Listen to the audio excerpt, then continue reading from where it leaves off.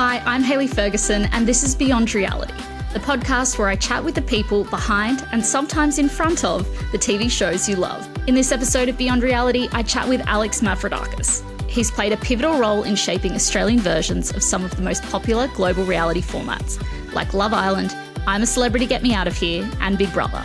At the time of the recording, Alex's title was Creative Director at ITV Studios Australia.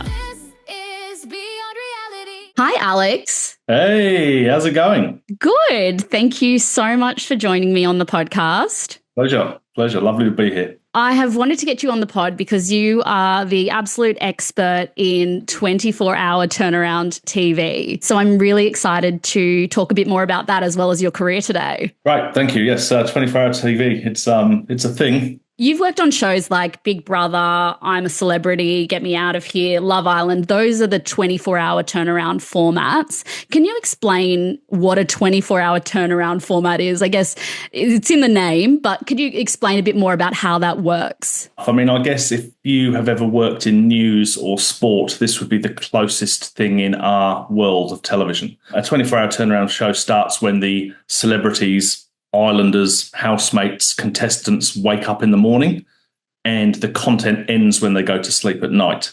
And during that period, an entirely separate post-production team are cutting what is happening during that day and it goes to air the next night. So what happens on Wednesday goes to air on Thursday night. What happens on Sunday goes to air on Monday. What happens on Monday goes to air on Tuesday. The entire machine makes an episode over 24 hours, which in the old days of Big Brother, when you had a 4-segment, 30-minute show to make, was pretty stressful. In this new world of 8-segment, 90-minute show, I'm a Celebrity, Get Me Out of Here, is very stressful. You can never just say, oh, not enough stuff has happened today. We just won't go to air, or we'll pinch a bit from tomorrow because tomorrow hasn't happened yet. So it's very stressful. It's very fast. It's a massive creative challenge, and I love it. Obviously, I love it. I've been doing it for 20 odd years. So I think it's a fantastic way to make TV. It's a really exciting area of reality TV. It's a very sort of high adrenaline kind of TV, especially because, usually you get that adrenaline rush in the field, but the post team also gets it on these kind of formats. Yes, they do. I mean, probably the post team gets it more than anyone. Obviously, I do the screenings. We have the best post EP in the world, Jarla Webster, who, is constantly shaking and going through all sorts of stress-related things. But she runs a team of people that, it's very, very difficult to get away from your desk when you literally have a clock ticking. And I mean literally have a clock ticking. You have got to get your scene done by this time. And for us in the control room or in the field or whatever it is on those shows, you've just got to get the grab. You've got to get the moment. You just cannot let them do nothing all day. It's pretty full on. Yeah, definitely. And I mean, my experience working with you, I worked with you on 2 seasons of I'm a Celebrity, Get Me Out of Here. I've been there, I've experienced, I've lived it. And it's such a team environment. You really have to pull together as a team because the train doesn't stop. Yeah, that's right. I mean, that's exactly right. The train doesn't stop. So, it's like a roller coaster. Once they hit the go button, you ain't getting off until the ride's over. But yes, every cog of the wheel has got to be well oiled. It only takes one person, one mistake, one anything, and the whole thing kind of falls apart. So, look, it's very high pressure. It's very fun. Look, obviously, I love it. I wouldn't do it if I didn't. What I love most about it is that when the day is done, the show is done. And you don't have 93 screenings and opinions from, networks from across the world in Sydney. Because, both the shows that I currently make one is made in South Africa and one is made in Spain. When it used to be Big Brother, you were always a day behind. So you had to have it locked off by 4:00 and it would go to air at 7:30 that night.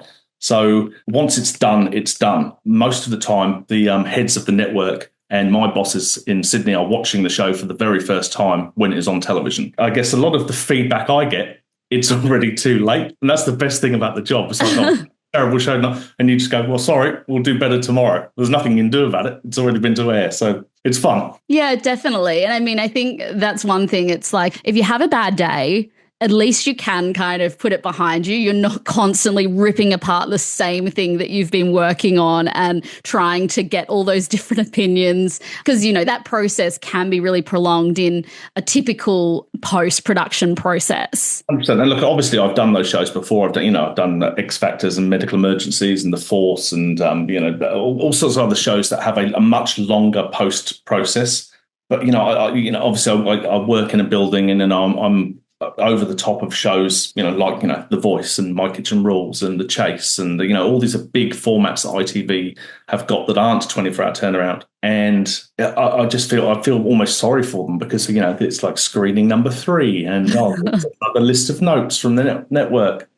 And it's hard. But luckily, I've managed to form a career out of getting shit done quickly. You mentioned some of the shows you're across. Could you please just tell us about your job title at the moment and what it is that you do? Yeah, sure. I'm the creative director of ITV Studios Australia, which essentially means I'm Beth Hart's bitch. I'm the head creative, I guess.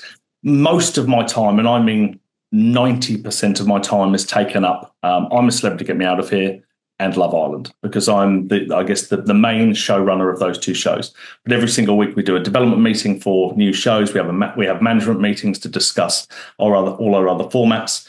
In the building, we have an incredible executive team at ITV. There's Kylie Sontag, I know you've spoken to before. There's Evan Wilkes. There's Chloe Baker, who makes The Voice. There's Rima Dar, who makes Alone. There's Josie Steele, who makes I'm a Celebrity and Love Island with me. There's Jarla Webster, the best post EP in the universe, who also does both of my shows.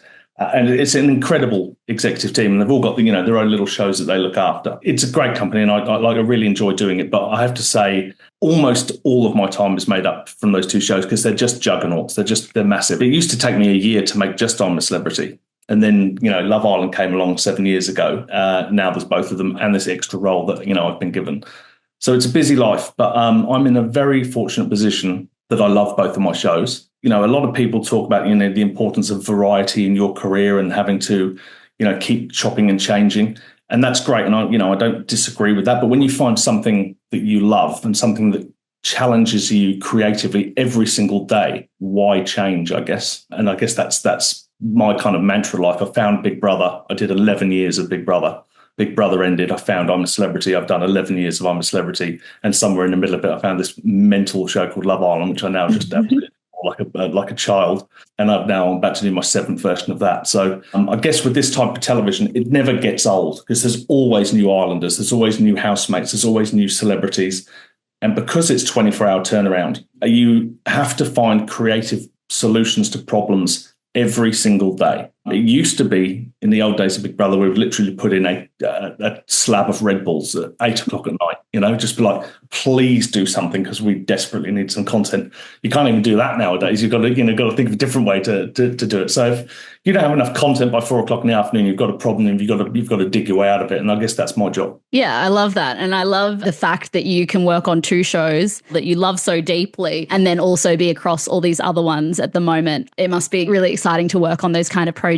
I want to get into all those shows in a little bit more detail, but first I'd love to go back to the early part of your career and find out where it all started. So the question I always ask is, did you always want to work in TV? I wanted to be a sports commentator. From a very, very early age, I identified that I think fast, I talk fast, and I sensationalise everything. So, and anyone who has worked with me, probably including yourself, would know that that's true.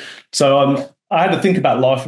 What do those traits work well with? So I used to think, I love sport. So I wanted to be the person, calling the game. It just turns out that my voice is absolutely shit. So it wasn't really an option. I sound awful on tape. I probably sound awful on this podcast. So that wasn't going to help. So I did a media degree, which for me was an absolute fucking waste of 3 years of my life. However, I would never turn anyone off from doing them. My 19-year-old daughter is now doing a media degree. So, I can see the benefits in them. But I did nothing for 3 years, frankly. I literally did nothing. And I lived in Southampton in the UK, which from anyone who's listening is where the Titanic sailed from. It's right down the bottom in the middle. And there was a local TV company there called Meridian. And I wrote the best letter of my life. It was absolute gushing load of bollocks about how I've always known that television is my passion, and I've always known this, and I'm ready to work, and And I sent it to a lady. My mum used to own hair salons, and someone whose hair she used to do worked at Meridian. And I sent it to her, and lo and behold, so I've never taken the degree. So I got my degree. I am a Bachelor of Media and Cultural Studies. I'm telling you right now, Hayley, nobody has ever seen that piece of paper. Still sits in my father's loft gathering dust. No, I don't think I've ever taken it out of the envelope. It was literally this one letter that got me in. And it was a runner. And I remember being a runner, and I was getting 150 quid a week. It would have been 1997, 8, something like that. What am I, 76, 86, 96? Yeah, it would have been, I was 24. So let's call it 1999. And got a job on a show called The Mag, which nobody will have heard of. It's on Channel 5, which had just started. So in the UK, in the 90s, it was BBC One, BBC Two, ITV, and Channel 4. And then this new channel came along called Channel 5, which was, everyone was like, what is this bollocks? I was put on as a runner on their flagship youth show. So it was a live show. And they used to have discussions with teenagers about, periods and boys and bullying at school. And then there were some bands in amongst it. Now, I was the worst runner in the history of television / the best runner in the history of television, because we had no budget whatsoever. People moan about budgets now. I'm telling you right now that we had no money. So as the runner, I was driving up to London with a camera and filming launches of movies and yelling at Spice Girls. I sat down with Robbie Williams and did an interview with him before he was massive. He just left Take That, and he was all coked up and sweaty and disgusting. And I did an interview with him on the top of a building. I met Usher, did an interview with Usher. I interviewed Kylie Minogue, and I was a runner. Oh my God. And it was mental. And so that, I still think back to that 27 years ago. It just fast tracked me through everything, because yes, I had to make sandwiches and make coffees and drive cars, but I was so bad at it. I was constantly forgetting what I had to do for people, and then because we had no money, they just got me to do everything, and so I was so lucky. So that's how it all started. Oh my God, an Alex Mav sandwich. Oh no, you don't want one. You don't want one. There's no salad.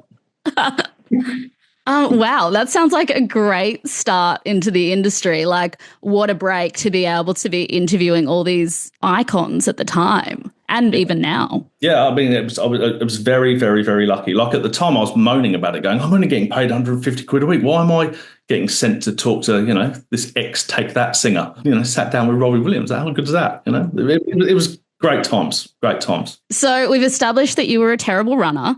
And that was your start in the industry. What happened next? There was a show being shot at Southampton General Hospital. So I'm still in my hometown, living at home with my mum at this point, and I'm 24 years old. And BBC One had this big daytime show called City Hospital, and it was filmed at Southampton General Hospital. Now, it was also live. So you're getting a theme here. The Mag was live. City Hospital was live. So I cut my teeth on having to do shit now, like working at a very fast pace. City Hospital was a very brave show. It had 3 presenters in 3 different parts of the hospital. So one would be in orthopedics, one would be in the children's wards, one would be in, urology or oncology. And they would walk around and talk to people in their beds and call in doctors and talk and look at x-rays and blah, blah, blah, blah. And obviously we as the producers / researchers had set up all these bed chats. Now, I was put in charge of the children's wards, which generally were the highest rating chats because they're cute kids who've broken their legs falling off their bikes, and then there was the really sad ones about, a kid who needed a bone marrow transplant and, awful, horrible shit. So I would spend my days walking around hospital wards, talking to kids, playing, Sega Mega Drive as it was back then with them, and having to page the doctors, and try and get them to talk about blah, blah, blah. But it was a big, successful show and it went for a long time. And that, I guess, fast-tracked me from, I started as a researcher, which is kind of like an AP in our language, went to being a line producer, which is a person in England producing that line of the show, and then ended up as a senior producer. The most crazy thing that has ever happened in my career happened on that show. And I still think back to today, I can't believe that happened. So I'd set up the best story ever. A baby had been born without vocal cords or with defected vocal cords. So literally when it cried, it was like, I couldn't hear anything. This doctor had invented a small plastic tube they were going to insert into a trachea in this baby's neck live on television. And for the first time, we were going to hear this baby cry. To make the story even better, the dad is in Iraq fighting for the country. He's a soldier. So the mother is sat there with this gorgeous little baby. We've got the dad, live on the phone from Iraq, and we're live on television. We are that live that I'm literally standing at the end of the bed with my clipboard and I'm looking at BBC One on the television there, and it's like I'm talking 1 second delay. There was no delay at all. And out comes the doctor and he says, I'm going to insert this into this baby's neck, and you're going to instantly hear this noise and blah, blah, blah. And the plastic tube goes in and the baby just sits there and does nothing. Now, it was a 2-camera shoot, and we had Nick Knowles, the presenter, standing there, and he's talking to the doctor. And I saw the cameraman zoom past. So you've only got the top half of the baby now and the mum from kind of chest. And the doctor, who's now out of shot, looks at me at the end of the bed, knowing that we're live on television, and he mouths the words, pinch the baby, to me. Like, pinch the baby. And I'm like, okay. And I'm looking at the television, and I reach in under the cameraman and I pinch this baby's leg, and it goes, and it was this magic moment. Dad's heard his kid for the first time. Mum's crying her eyes out, but the baby wasn't going to perform. So that is some of the most ridiculous shit that you have to do in this industry sometimes to get them. Oh my God. I didn't know where that story was going. And my heart, as I've got kids, and I was just like, I don't know. I really hope this is a happy ending. A happy ending. It's a happy ending, but I had to pinch an infant on live television. It's a bizarre moment. But anyway, long story short, City Hospital was going great. I was working with a guy called Chris Blackburn, and there was Joe Herdman as well. Joe is now the EP of My Kitchen Rules. He's my best mate. We came over to Australia together. We actually worked on the mag together at uni. So we've been together all the way through. And Chris came back to Australia and got the job as the series producer of Temptation Island. And he called Joe and I, and he said, listen, we need field producers over here, like people that actually know what they're doing, people that know how to ask questions. And I remember I was standing outside the porter cabin, and by this stage the show had moved, City Hospital had moved to London, and we were standing near the place where they kind of incinerate all the skin. And so you have this smoke and this smell of rotting flesh all day long. And I was thinking, do I want to go to Fiji and film hot people, or do I want to stand here in a rainy car park in London and smell burning flesh? I was like, I think I'll go to Fiji. So Joe and I got 6-month working holiday visas, came to Australia, did Temptation Island. Rest is history. Wow. That's incredible. Was that Temptation Island? So obviously, for anyone listening, because the show's not on air anymore over here, but essentially that is hot couples go to an island. Was it Fiji at the time? Fiji. So they did one season on Channel 7. Yeah. It actually went really well, but they decided it was too risky to do another one because, everyone kind of knew what the show was after that. It was 4 couples, so 4 boyfriend and girlfriends. The boyfriends go to one half of the island, and here comes 12 of the hottest girls you've ever seen in your life. The girlfriends go to the other half of the island, and here comes 12 of the hottest dudes you're ever going to see in your life, and they are tempted. Yeah, I think I was probably 12 or 13 at the time, wildly inappropriate, and I was watching it. Yeah, it was 2000 or 2001 maybe. Yeah. So that's interesting, and that is how you got your start in Australia, and you haven't looked back. Yeah, haven't looked back. Got a job in Big Brother 2, and that was really where my life changed. Yeah. So let's talk about Big Brother, because Big Brother has obviously been a huge part of your career. You worked on season 2 of Big Brother. Can you tell me about that experience of starting on Big Brother at series 2 of the Channel 10 iteration of the show? 2002. So the good thing about Big Brother was the series went with the year. So Big Brother launched in Australia in 2001, and then it went 2, 3, 4, all the way through to 2008. So it was really easy to remember the seasons. So I worked on Big Brother all the way from season 2, all the way through the Channel 10 years, and then I was the executive producer all the way through the Channel 9 years. So I guess, the glory days of Big Brother. Going right back to season 2, it was very clear very quickly that you were involved in a cultural phenomenon. It was enormous. Now, for anyone old enough to remember that series, the love story was Marty and Jess. I was a control room producer, which meant that I sat in the room with all of the screens in front of me.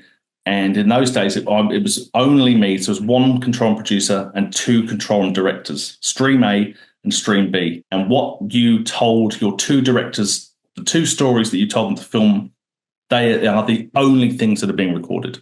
So it's high pressure because if you miss something, it's gone forever. We didn't have 1,000 ISO records like we do nowadays. So I remember I was in the control room and this love story was bubbling. And I think it was the first kiss was what happened on my shift. And I'm going to say that happened at about 7, 8 o'clock at night. And my shift finished at about midnight. God, in those days, we used to give it a nudge. So, there was drinks every night. Like it was just party central. So my shift finished at about midnight. I went out. I remember getting home, hungover to death at about 8 o'clock the next morning. And it was the Gold Coast Bulletin, because Jess was from the Gold Coast. It was front page of the Gold Coast Bulletin was Marty and Jess kissing. It was like, it's on or something. And I was like, I just made that scene 8 hours ago, front page of the newspaper. And that was when it was like, this is actually really big. Like, this is so mental now when you think about it, because, how desperate are we for audiences now, Not just on television, but when you have a show that actually needs foot traffic, actually people to come and watch it, you hire companies to find people to come and watch your TV shows.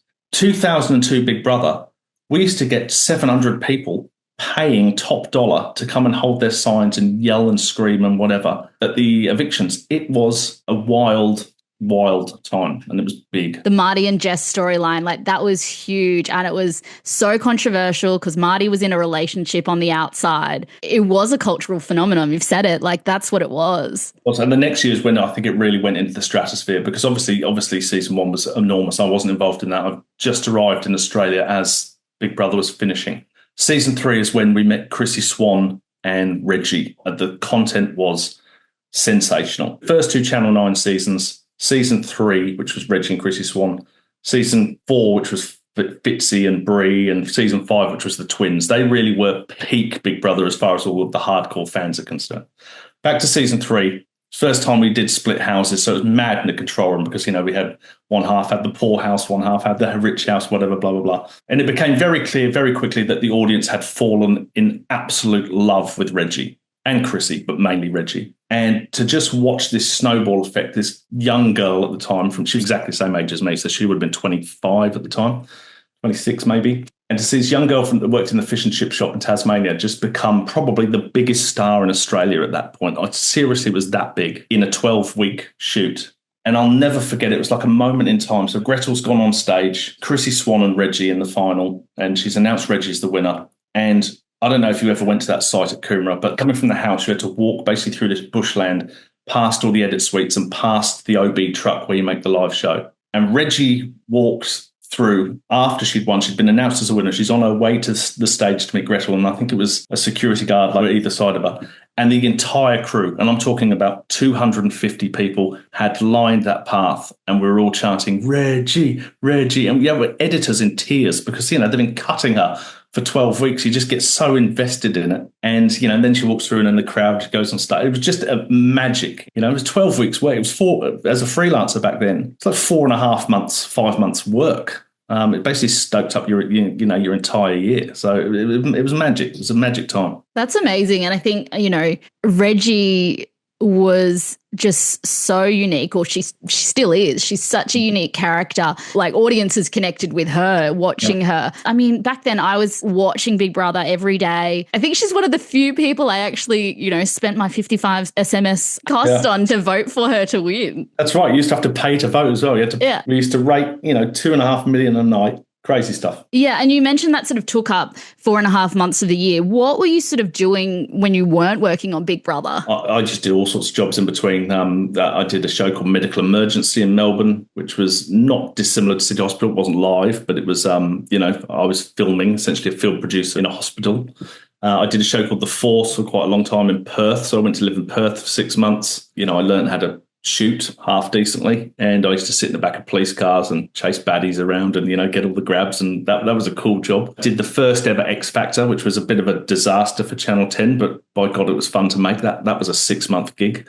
That was in Melbourne. God, what else did I do? I did The Hot House, which was another disaster show. You wouldn't even remember it. Yeah, it was people building restaurants, wasn't it? It was 10 couples living in a caravan on a building site. And they built a house every single day, or they start building on the same house every day, and then they vote each other off, and the last couple remaining wins the house. Now, that, on paper, is a genius format. I still think it is. 10 couples living on a job site, building the house, and the last one standing wins the house. Nothing wrong with that format.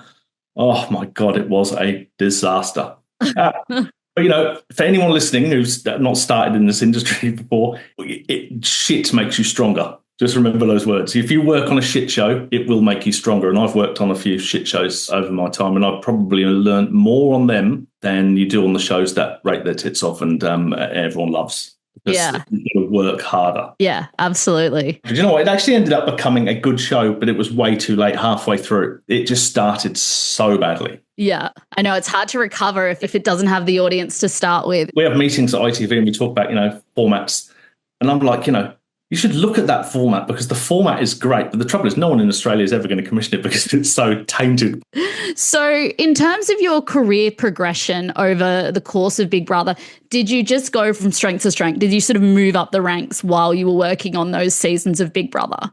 Yeah, I mean, and I'm not alone because there's so many people that are at the top of our industry now that started as loggers or whatever on Big Brother on the Gold Coast. I started as a control and producer in season 2, same in season 3. Supervising control and producer season 4 and 5, and then a show called Friday Night Live was invented. And they looked at their crew list and they went, which of these lunatics is mad enough to make a game show live on television? Fortunately for me, I was the man that they chose. So I was then made the series producer of Friday Night Live for season 6 and 7. Now that was the most crazy job I have ever had in my life. Just to end it, I was made series producer of the whole show in season 8. And we'll get to Channel 9 in a minute when I was made the EP.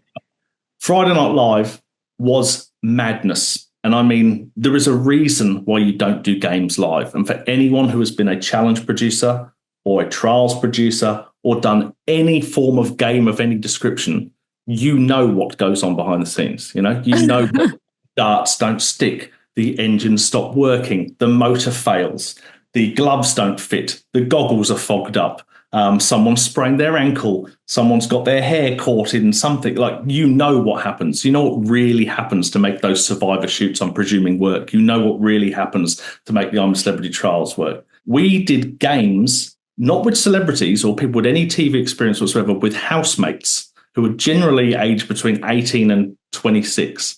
Live on television in an arena. We called it the arena. It was basically a concrete slab with some sand on it, the size of a tennis court with a few cameras in the glass.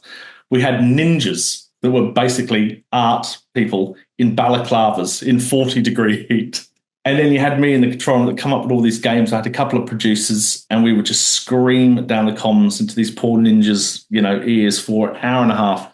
Mike Goldman, Brie Amer and Ryan Fitzgerald were our hosts. God bless them. To this day, they would have to tread water while we got these games ready for hours and hours and hours. And people look back on it now and go, Friday Night Live was the best. And it was the best. It used to get like 1.3 million on a Friday night. Tell me any other show that does that. And it was the best. But people forget that it actually wasn't the best. It was, it was really ropey as, it was good fun. And the games were great. It was like knock the duck off someone's head and, you've got to run through this quicksand and you've got to slide down this thing. But we used to talk, Mike, Fitzy and Brie used to have to talk for 15 minutes at a time about Big Brother and about whatever shit whilst we got those games ready. And the show was a 90-minute show and sometimes it would run for over 2 hours because it's games, Yeah. There's so much unpredictability in it. It was absolutely wild. Have you worked on challenges on Survivor or anything like that? No, I haven't worked on the challenge team, but obviously I'm there at all the challenges, so I know what goes on. And I imagine they take 3 or 4 hours to shoot. And, when they're cut down to television, they're 2 segments at best, So the fact that we were doing it live, it still blows my mind. Yeah, Friday night games, it was wild. And to be honest, me as a Big Brother watcher, Friday night games got dramatically better when I went to uni. We do pre-drinks watching Friday night games. So many people have said that to me. That was the, kind of the soundtrack to our pre-drinks. And it's perfect for pre-drinks. Yeah. It was a wild show. I say that same thing about a lot of shows, The nostalgia of Big Brother seasons 1, 2, and 3. I have it too. I'm a proper Big Brother purist, The nostalgia of those seasons. I promise you, if you go to YouTube now and watch episode 32 of season 2 of Big Brother Australia, you would be like, how did this get on television? It is so slow. Yeah. And at the time, it was cutting edge, groundbreaking, amazing television, and everyone in the entire world or everyone in Australia would be talking about the lives of these housemates and the character development of these housemates. You go back and watch it now and you'd be like, I don't understand how that was so big. Yeah. Trust me. Just go and have a look. I know. It's like our attention spans have become so short. That's it. That's exactly what it is. Like, my kids can barely get through a TikTok reel, Yeah. Through an hour of housemates talking about their ex-girlfriends. Like, no thanks. So your first role as executive producer was on the reboot of Big Brother for Channel 9 after sort of several years being off air. What was it like stepping into the top role for the first time? Terrifying. Absolutely terrifying. I was 35 years old. I was in charge of the biggest show in the country at that time. The reboot of Big Brother on Channel 9 was enormous. So just to go back a few years, Big Brother was obviously the biggest show in Australia. And then we had an incident called the Turkey Slap in 2007, which they lost the mothers at the school gates. They lost the trust of, the nation. The Prime Minister's calling it for it to come off air. We tried one more season at that time with Carl and Jackie O as hosts in 2008. And, we went really, really stunty.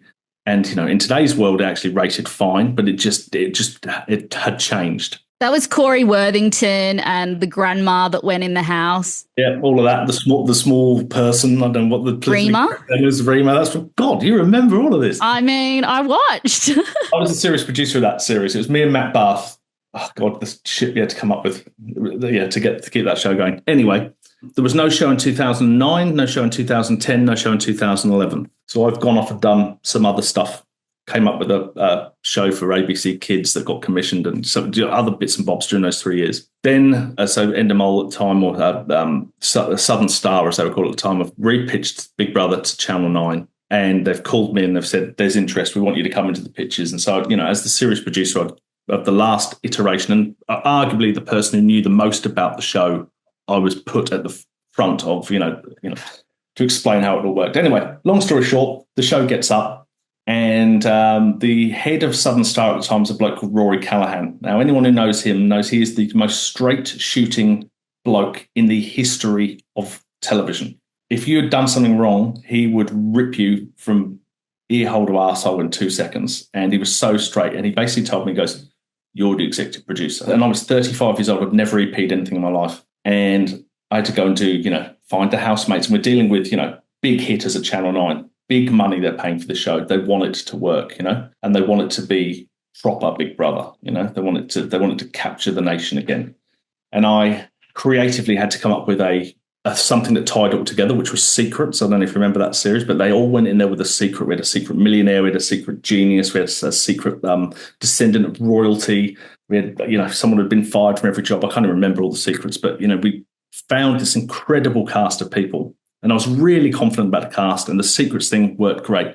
But I'm suddenly finding myself in charge of people, that are 10 years older than me, that have worked in television for years.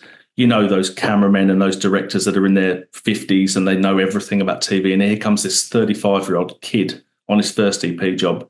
And I'm standing in front of 300, 400 people telling them what, how we're going to make this show.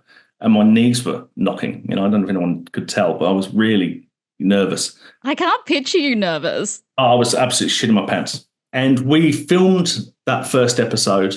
And I remember, so it used to be, the ratings used to come out at 9 a.m. the next day. So I think we filmed it. It was a Sunday night launch, I think. So this is 2012.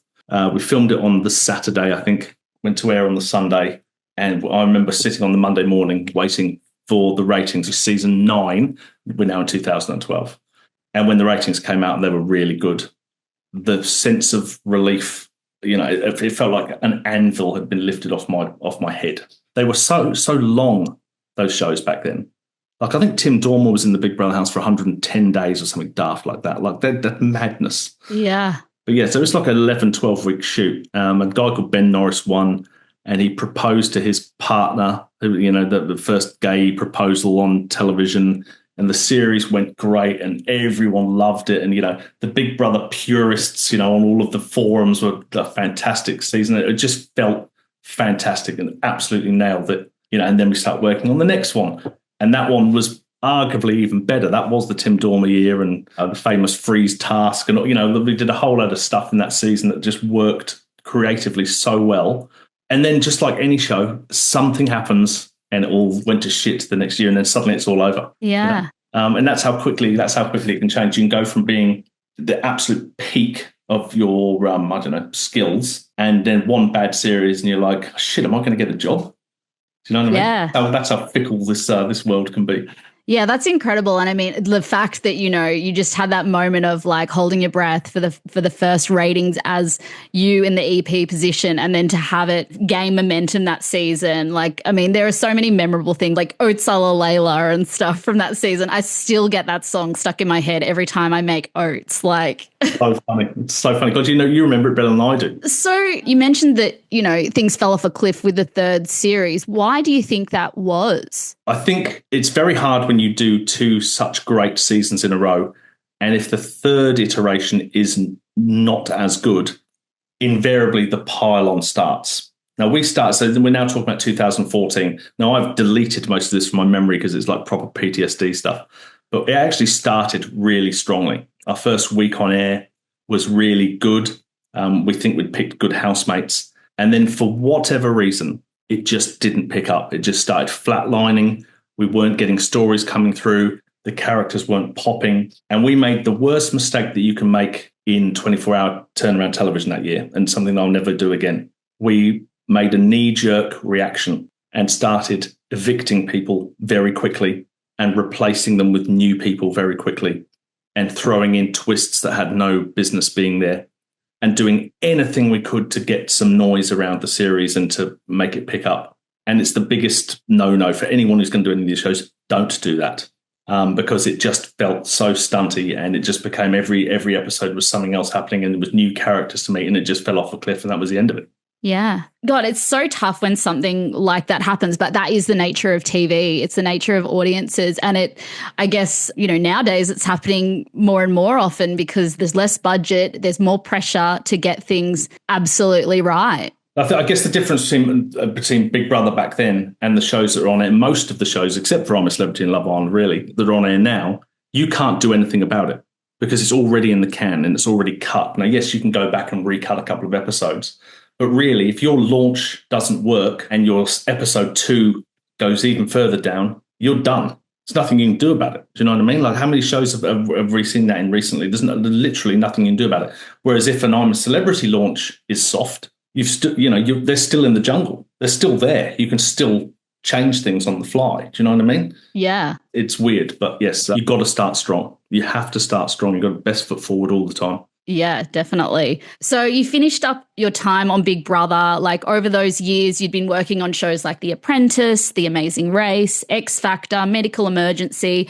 And in 2015, you landed at ITV. Can you tell me about that? Yeah, so the timing was absolutely beautiful. So Big Brother had just finished on Channel 9. We were still obviously working at Southern Star, or Endemol Shine as it's now called. And we were trying to pitch the version of Big Brother, which you guys now know ended up on Channel 7, the pre-recorded challenge-heavy version, because they were never going to take another 12-week episode, and we were convinced the show wasn't dead.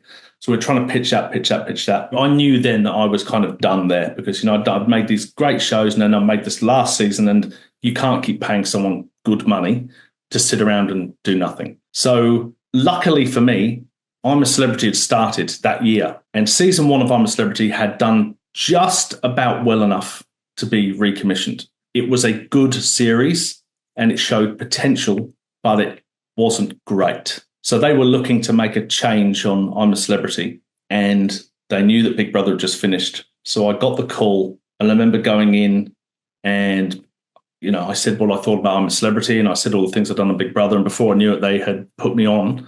And it was massive at the time, to obviously meet Julia Morris and Dr. Chris Brown at the time. I inherited this crew of people that had been to Africa and kind of, knew all the bits and bobs. I wanted to bring across a lot of my people from Big Brother who I knew and trusted to make that type of TV.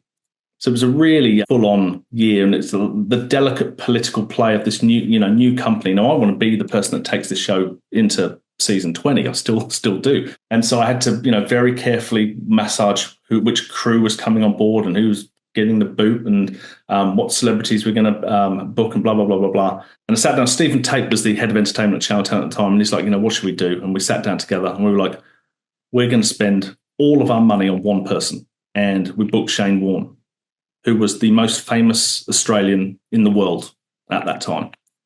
Probably died as the most famous Australian in the world.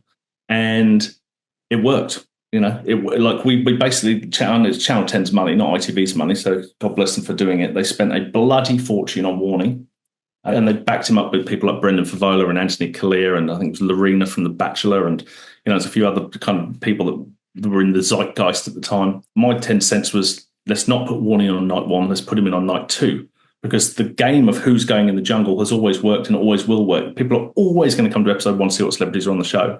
And then we told them that Shane Warne's coming. And it's the only time in I'm a Celebrity history where episode 2 is rated the same as episode 1, which was massive.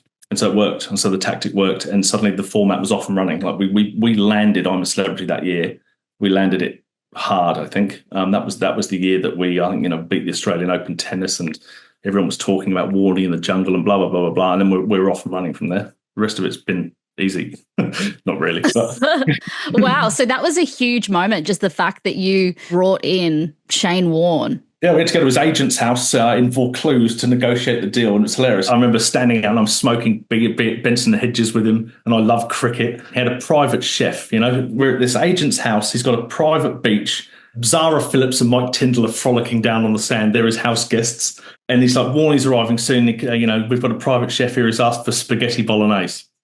I'm sitting there eating spaghetti bolognese and white bread with butter with Shane Warne, and we're talking about cricket and the world, and then I start telling him about the show. And basically, by the end of the meal, he is so up for this show, it's not even funny. So then it was all about the deal, and he got a lot of money, so fair play to him. How do you convince someone like Shane Warne to go into the jungle, apart from obviously the dollars? I remember the line to him at the time was, "Blokes love you, women don't trust you. Go into the jungle and show them the person that you really are." Because the sell for celebrities in the jungle, and it's true, is we use you in long form. We don't use the ACA type sound bites, or pick any other reality show in Australia. It's sound bites, it's frank and grabbing, it's moving storylines around. I'm a Celebrity is as fair and as honest as it gets, because we don't have any time to mess around with you. That was the sell to Warning, and he loved it, and he did well out of it. Yeah, did he come out happy with his experience? Yeah, I mean, he was definitely happy with his bank balance, but yeah, he was happy with the experience as well. Yeah, no, he was good. He genuinely had arachnophobia, and I convinced him to hold a tarantula, which was a massive TV moment as well. So he came out very happy with himself. He didn't win it, obviously, which I think is probably good. But yeah, it was a game changer for the show. Yeah, and obviously, since your time at ITV, you've been the driving creative force behind I'm a Celebrity and Love Island. What do you think it is that you bring to a show as the EP, or now as a creative director when you're involved with the show? What I'm really good at, I don't mind blowing my own trumpet about this, is picking the people. Picking people around me. I surround myself with people that I trust, that are smarter than me, better than me, faster than me. So I'm the best crewer-upper in the world. Because I've picked, I used to have Rima Daha that used to come to the jungle and started Love Island with me. I now have Josie Steele, I've got Caroline Williams, I've got Jala Webster. Now we're talking about grade A, 100, like the best producers you could ever work with. And so they make me look good. What do I bring to the table? I think I'm pretty funny, and I think that is the lifeblood of Love Island, and it's the lifeblood of I'm a Celebrity. If you can make people laugh, then they will keep coming back. And I think I'm really good with talent. I have never, touch wood, I've never had a serious issue with a celebrity, and I've never had a serious issue with an Islander, because I'm very, very honest with them at the start, and I tell them exactly how we make the show, what they can expect to happen in the jungle or in the villa, and what they can expect to happen after the jungle or after the villa. I keep some sort of relationship going with them even after the experience, and so I don't tend to get the kind of issues that a lot of other shows get when they kind of cut them loose when it all finishes, and kind of sell a dream that is not reality. So those are the two things I think I'm good at. Three things: crewing up amazing people, I'm funny, and I'm honest with my talent. Yeah. Amazing. And so obviously, you've got two shows with I'm a Celebrity and Love Island. They've been running for 11 seasons and 6 seasons respectively. How do you keep audiences coming back? Like, how do those shows evolve over time to make sure they stay on air? Yeah, so look, the best thing about those two shows is obviously it feels fresh every single time because quite literally there's new people in there.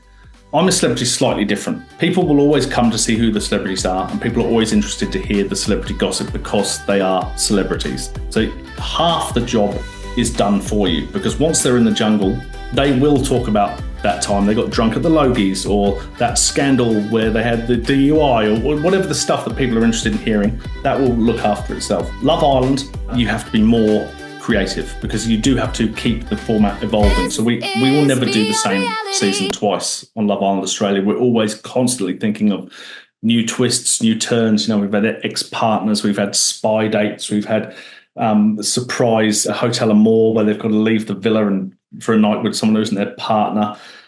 We've had bomb squads. We've done all sorts of stuff. We've got a plan for the upcoming season as well. But the mantra, I guess, across both of these shows, and it's so wanky, it's such a wanky TV term, but I'm going to use it anyway, is the 3 H's, which is heart, humour, and heroes. Now, heart is any scene that makes you feel something, whether it's a good thing or a bad thing. Anything that makes you feel something, massive tick. Humour goes without saying. If they're laughing, they're with you. And heroes, anyone who goes into the jungle for charity is a hero. Anyone who goes and puts their heart on the line in a villa in Spain is a hero. If you can tick those 3 boxes with every series, you will have a successful series. I love that. And I guess on the other side of things, what do you do when a cast isn't gelling? You panic. What do you do when a cast isn't gelling? It's a really great question. I'm going to say that it's really only happened to me twice in my life. Once was Big Brother 2014, when it was dealt with badly because we were desperate to fix it very, very quickly. We tried to evict people that shouldn't have been evicted. We brought people in that should never have been brought in, blah, blah, blah, blah, blah. The other time, and you worked on this series with me. Yeah. Now, for anyone listening, that was the season that had Bernard Tomic in it. It had Anthony Mundine, it had Danny Green, it had Shannon Knoll, it had Josh Gibson. It had a lot of sporty blokes in it. Now, on paper, it was one of the best casts we've ever had. In reality, and there's nothing wrong with any of these people as individuals, I bear no ill will to any of them, but for whatever reason, it became a very blokey, very sport-centric camp. And there was also an unnamed person that was a negative influence on the camp as well. There was none of those names that I've just mentioned, by the way. And when you have a bad apple in your group, on a happy show, on a happy, clappy show, which is for charity and is fun, and yes, it's testing for them, but God, you're only going to be in there for 3 weeks, so just let's 4 weeks, let's just go with it. When you have somebody that is actively working against production and questioning everything that happens, it can bring the house down. We really just kind of grit our teeth and just got on with it in that series, if you remember. We brought in Paul Burrell and Vicky Paddison halfway through, which massively helped. 2 rays of light from the UK because we knew that we needed to lift the show. Yeah. Funny, and that really, really helped. And we got there and we rated just enough for Channel 10 to decide to stick with it. And it's never looked back since. Honestly, I think the best seasons of I'm a Celebrity have all come post season 4. So it was a learning curve. It was a tough year though, wasn't it? It was tough. And I think for me, I benefited from it being a tough season because I was an AP at the time in post and I was doing night shifts. So this is the back end of the show. And in most years, by the time someone like me would get there, the show's pretty much cut. But I would come in and I'd look at the whiteboard and there would be lots of gaps. And everyone was scrambling to say, we need some more content. Have you seen anything? So I was actually getting to cut my own stories and get them on air because there was a need for it. Whereas a lot of the time there was too many stories to choose from, whereas I was digging and I was finding like these little moments and then figuring out a way to make them funny and make them able to be put on air. So for me, I actually loved it because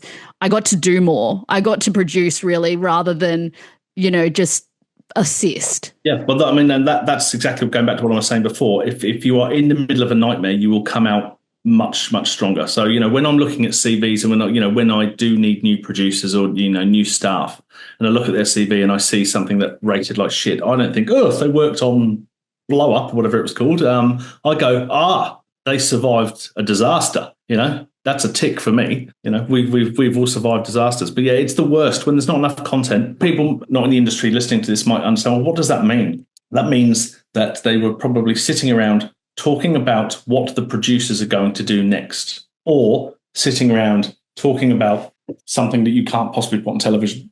I don't know, something that's defamatory, that just wasn't anything to use in a television show. And when that happens, you as a producer are creatively challenged more than you ever would be on anything else, because you've got to find a way to get something out of them. And you can't just keep putting in games after games after games, because you don't have the budget and you don't have the time. There's only so many hours in the day. So we would find ourselves gently nudging them to go off in small groups and, have chats about things or whatever, because it's very light hand producing. I'm a celebrity. I've never worked on things like Maths or MasterChef or, the very hands-on produced shows. But it's nothing like that. We really do step back and kind of cross our fingers. And sometimes it works and sometimes it doesn't. Yeah, I think it's great that you actually look at people with disasters on their CV as a good thing. I think you don't hear that a lot. So people worry I better remove that from my CV. But it's really interesting that someone in your position is actually going, they survived that. Don't remove it. I put it in bold. And just underneath, I survived this nightmare. Yeah. Like I say, I worked on Big Brother 2014. I worked on The Hot House. The Cube, which was nothing wrong with The Cube, by the way, just didn't work with audiences. But, I don't shy away from talking about any of them. When you're working on a mega hit, it's easy. You're just on cruise control. Your cast are amazing. Everything's working. Everyone's happy. Crew are happy. It's a piece of piss.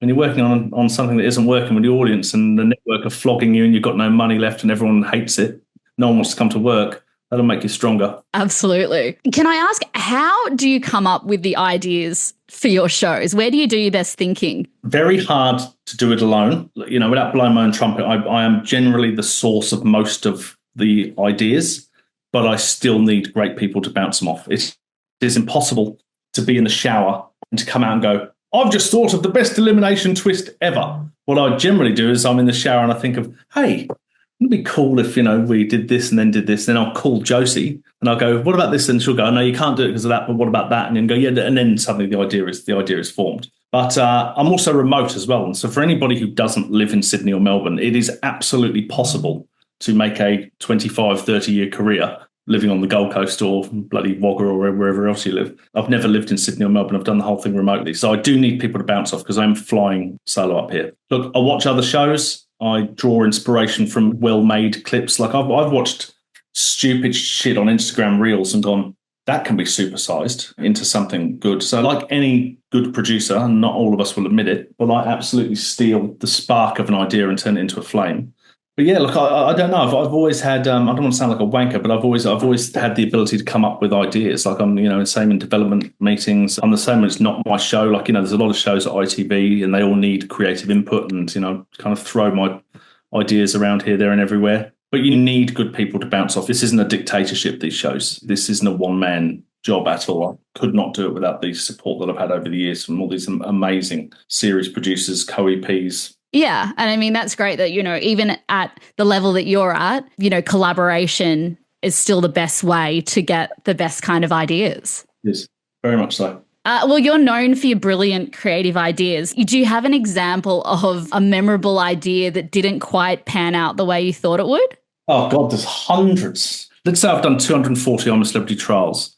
And let's say I've done 400 Big Brother tasks. And let's say I've done 100 Love Island challenges. And they all would have originated basically, from me and the teams that I work with.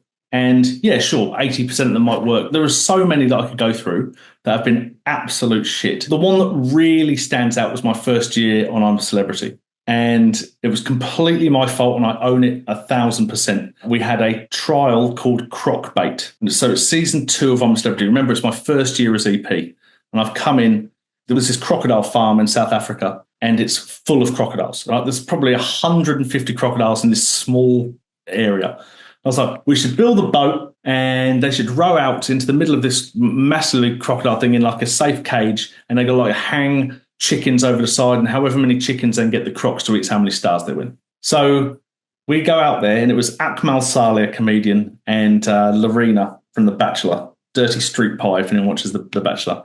And we put the two of them in this cage, and they row out, and they start lowering these chickens into water, and nothing happens. And I mean, nothing happens at all. And we're like, okay, well, that's no good.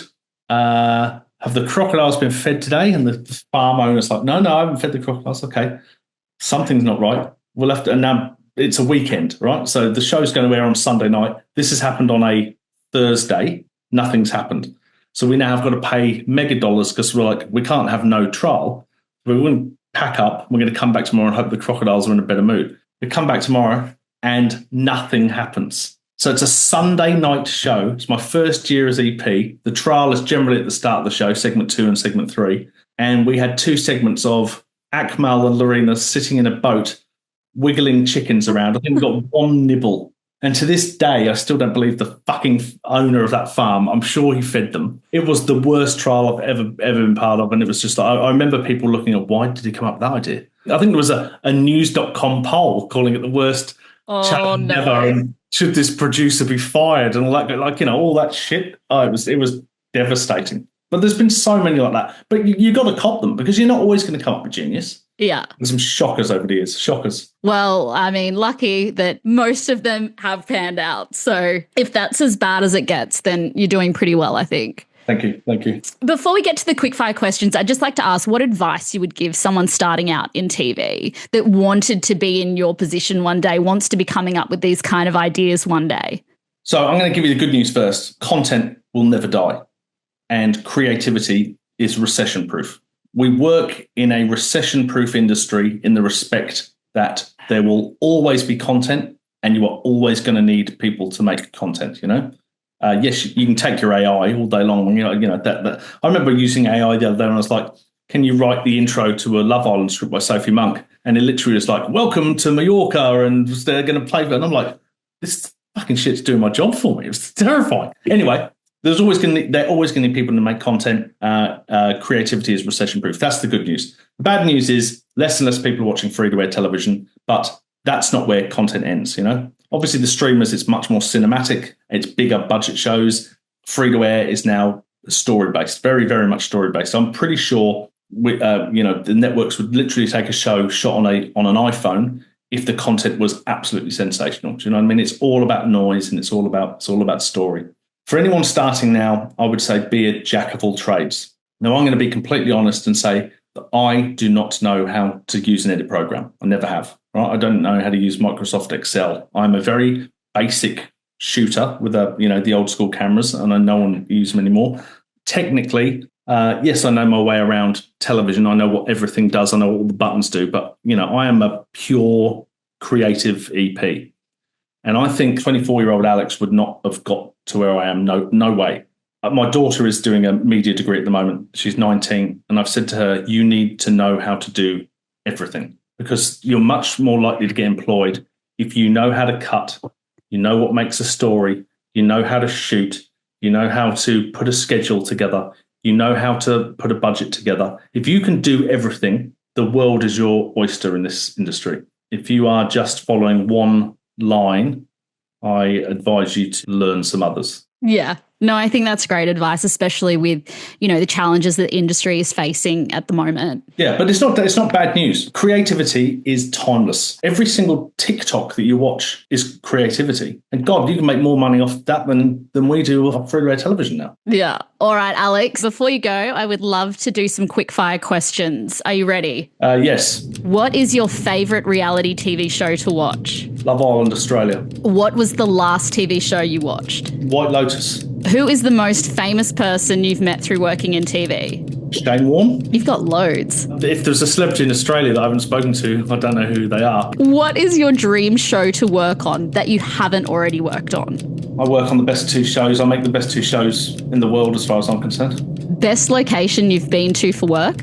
South Africa. What cancelled TV show needs to make a comeback? Friday Night Live. Have you ever been on TV? I did a quiz show when I was a kid called On Safari. It was hosted by Christopher Biggins. It would have been in the 80s. And I had to run and jump in slime, and I think I won some cinema tickets. Yeah, you're also the one sort of escorting any quitting celebrities out. Oh, yes, of course. The Bernard Tomic, I got ripped apart for that. Season 4 of I'm a Celebrity, I got sent down to get the big, dramatic, I'm a Celebrity, get me out of here. And I said, look me in the eye. I need you to tell me, are you, and I went, my brain goes, say, are you sure? And my mouth goes, are you certain? So I went, are you sure that you want to leave?